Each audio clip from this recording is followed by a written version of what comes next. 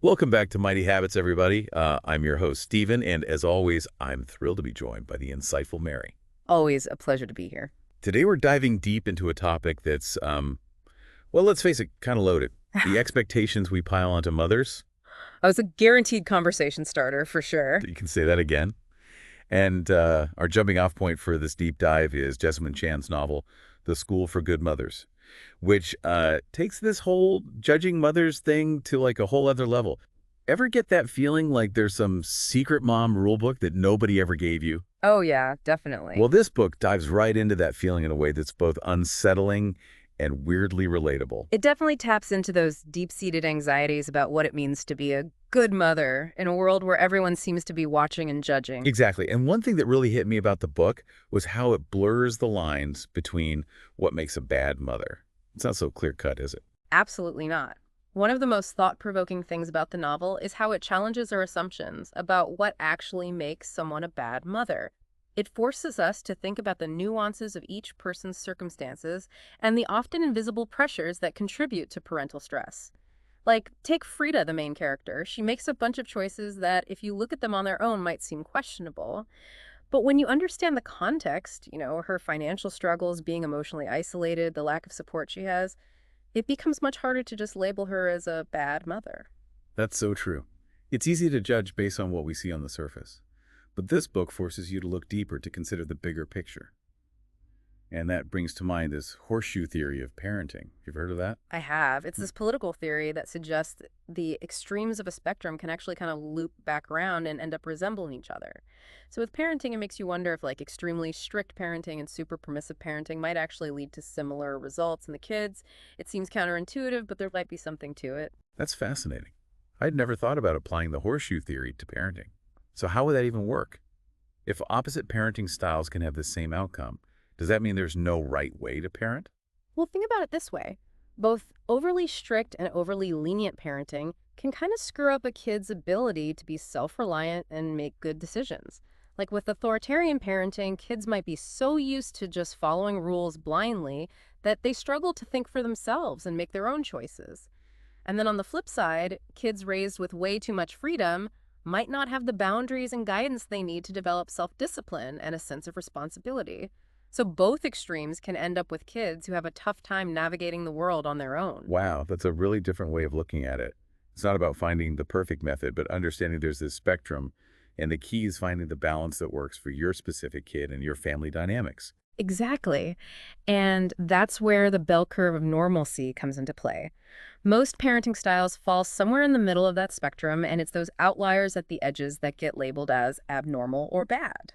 Which can be so damaging, right? You feel this pressure to fit into some random standard of what's considered normal, even if it doesn't feel right for you or your child. It definitely can. And remember, what's normal can be totally different depending on your cultural background and societal norms. What might be seen as okay or even encouraged in one culture could be seen totally differently in another. And those cultural differences can sometimes lead to misunderstandings and conflict. You know, that makes me think about something I've noticed. The different standards we have for mothers versus fathers. It's like dads get a high five just for showing up while moms are expected to be like superheroes juggling everything flawlessly. What are your thoughts on that? Is this double standard still a thing in today's world? Oh, it's definitely still an issue. Mothers face way higher expectations and more scrutiny for their parenting decisions compared to fathers. It's like there's this invisible checklist for moms that they're expected to tick off while dads get bonus points just for being there.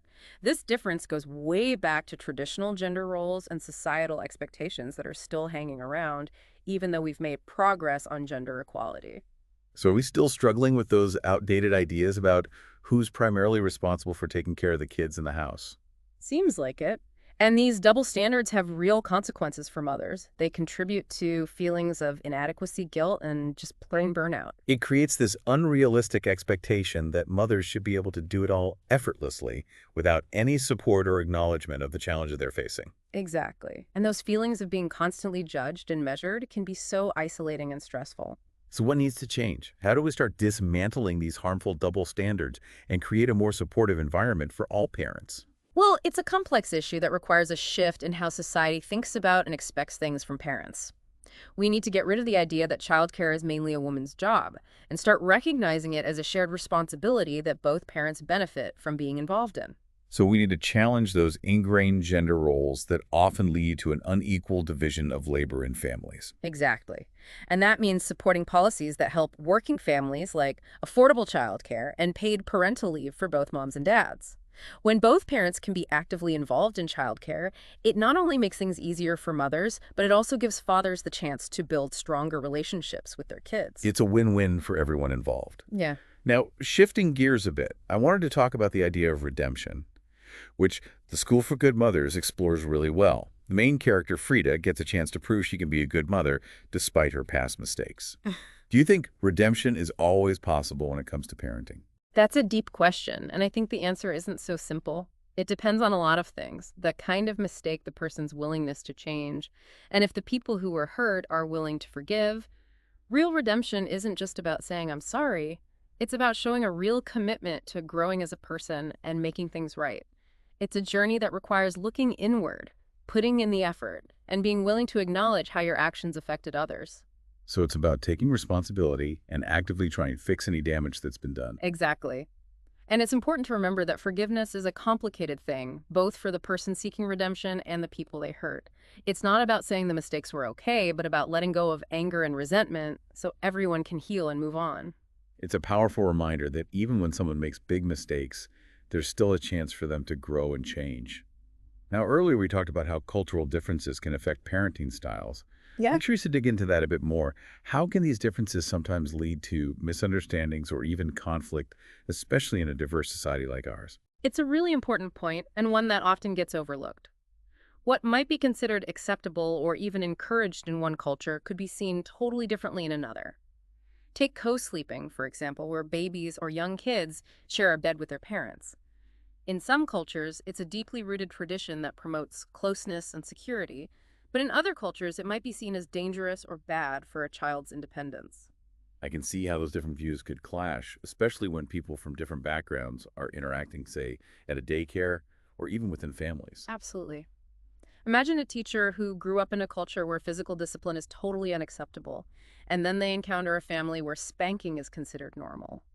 Without understanding the cultural background, the teacher might misunderstand the situation and make judgments that are unfair and inaccurate. That just shows how important it is to be culturally sensitive and open to learning about different parenting practices. We can't assume our own cultural norms are the only right ones. I completely agree. We need to approach parenting with cultural humility. That means recognizing that there are many valid ways to raise a child, and that different parenting practices actually make our understanding of child development richer. So it's about being open to a wider perspective and understanding that what works for one family might not work for another. Exactly. The goal is to create an environment where all children feel loved, supported, and empowered to succeed, no matter their cultural background or the specific parenting practices their families use. One of the most thought-provoking questions the School for Good Mothers asks, who gets to decide what makes a good parent in the first place? Is it the government like the book satirizes? Or is it something more personal, more about the bond between a parent and child? That question really hits home for every parent. We're constantly bombarded with advice from experts, parenting books, online forums, and often conflicting opinions from family and friends.